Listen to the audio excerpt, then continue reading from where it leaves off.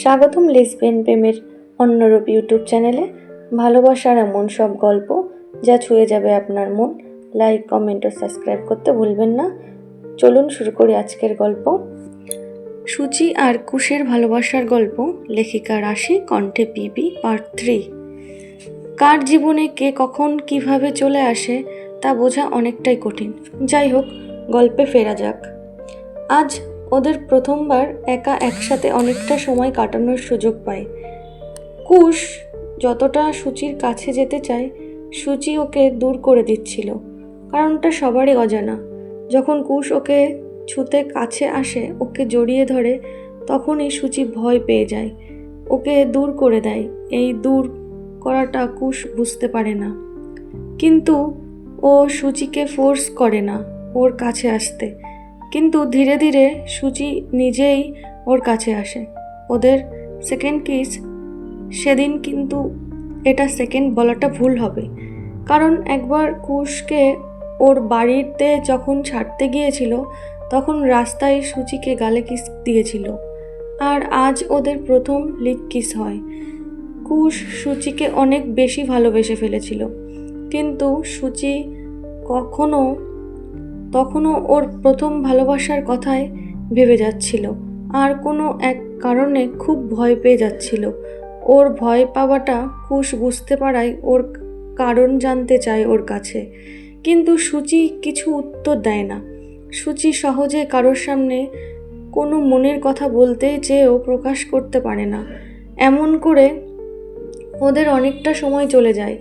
বেলা শেষে সন্ধ্যা হয়ে আসে, আর কুশের বাড়িতে খুব কড়া শাসন, তাই ওকে তাড়াতাড়ি বাড়িতেই ফিরতে হবে।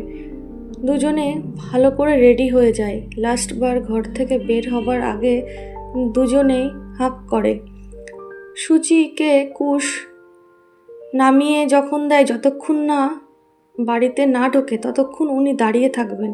এটা ওর অভ্যাস হয়ে দাঁড়িয়েছে। রাতে মেসেজে কথা হয়, কিন্তু তেমন করে তারা কখনো কোনো কথাই বলতে পারছিল না, কারণ সন্ধ্যাবেলায় যা যা হলো তা ভাবতেই ওরা মগ্ন। এদিকে কুশ খুব জানার আগ্রহে ছিল যে যখন ও ওর কাছে যাচ্ছিল, তখন সূচিকে কেন ভয় পাচ্ছিল। পরের দিন সকালে উঠে কুশ মেসেজ করে, গুড মর্নিং।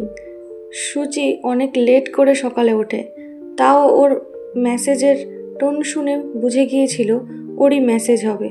তাই চোখ না খুলেও অনেক চেষ্টা করে চোখ খুলে ফোনটা হাতে নিয়ে দেখে ওরই মেসেজ। রিপ্লাই করে, গুড মর্নিং। এভাবেই ওদের এখন দিন শুরু হয়।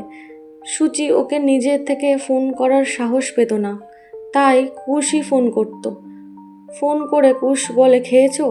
শরীর ঠিক আছে? কি করছো? সূচি উত্তর দিল, হাই, ঠিক আছি, বসে আছি, খাইনি।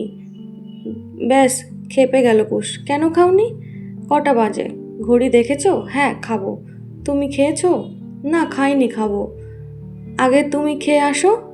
সূচি কুশ না খেলে খেত না। তারপর কুশ অনেক ভয়ে ভয়ে বলল, একটা কথা জিজ্ঞাসা করব? হ্যাঁ, করো। তুমি কাল আমার কাছে আসতে ভয় কেন পাচ্ছিলে? আমাকে কি তোমার পছন্দ না? না না, তা নয়, এমনি। কারণটা বলো। যদি তোমার আমাকে ভালো না লাগে, তবে তোমার কাছে আমি যাব না। সরি, না বলতে চাইলে বলো না, ছেড়ে দাও, বলো। মা কি করছে? কাজ করছে?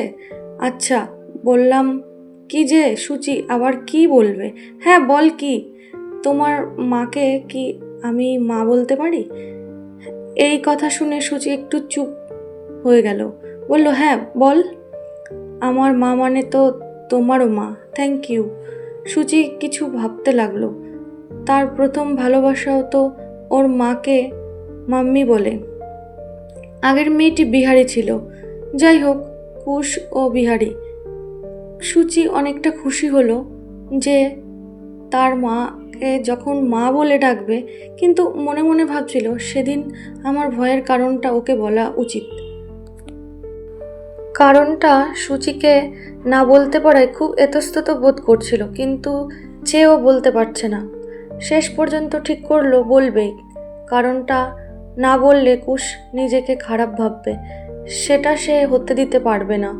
সন্ধেবেলায় কুশকে মেসেজ করলো সে কল করো। কুশ কল করতেই সূচি বলল কথা আছে। কি কথা? এমন কেন করছো? ঠিক করে বলো। কিছু দিন আগে এক ছেলের সাথে ফেসবুকের মাধ্যমে ফ্রেন্ডশিপ হয়।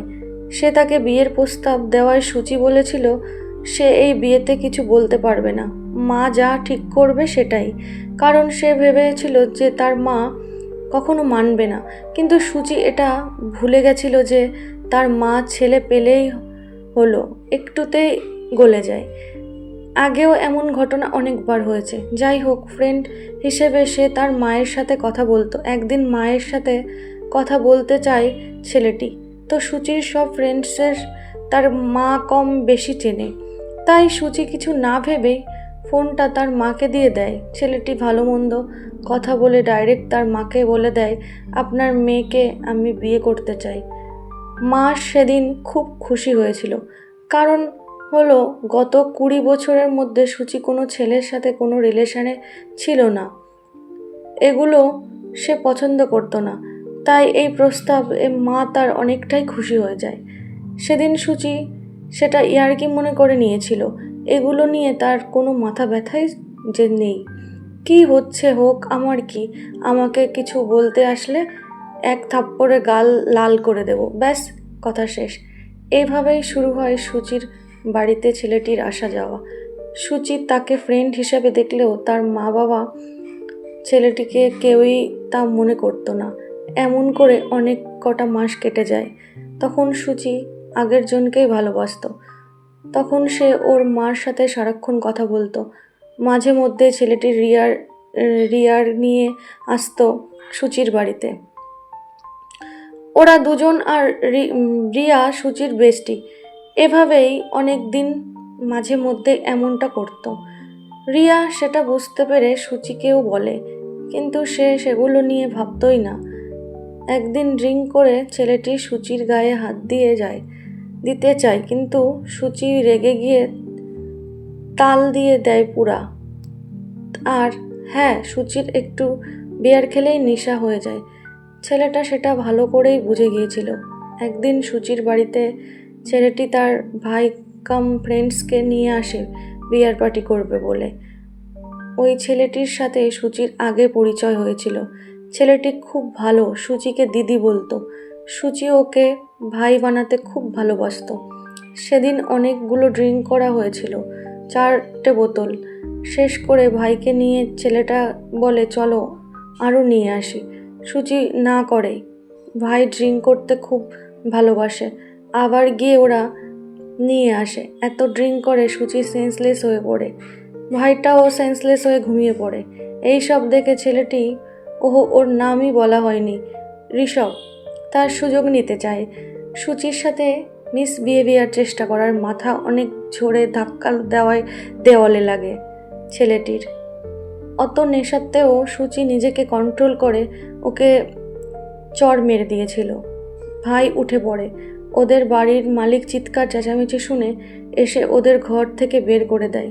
নেক্সট ডে সূচি ভাইটাকে সব বলে দেয়।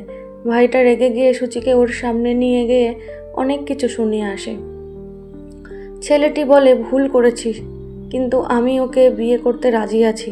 কোনো দরকার নেই, দিদির থেকে দূরে থাকবা, না হলে খুব খারাপ হবে। কুশ যখন সূচির কাছে আসছিল, ওকে ধরছিল, তখন সেদিনের হয়ে যাওয়া ঘটনাগুলো তার চোখের সামনে ভেসে ওঠে। তাই সে ভয় পেয়ে যায়। আজ সে কুশকে এগুলো বলে অনেকটা শান্তি পাচ্ছে। আগের জনই ওই ব্যাপারটা জানতো। ছাড়ুন, আগের জনের কথা না শুনলেই ভালো। এগুলো শুনে কুশ কি বলবে, কি ভাববে সে কি এগুলো হবার পরও সূচিকে নিজের লাইফে রাখবে? কি করতে পারে সে? কমেন্ট করে জানান কার কি মতামত। ভালো লাগলে লাইক করবেন। কমেন্ট যদি করেন তাহলে খুব ভালো লাগবে। বাই বাই, আজকের জন্য এইটুকু।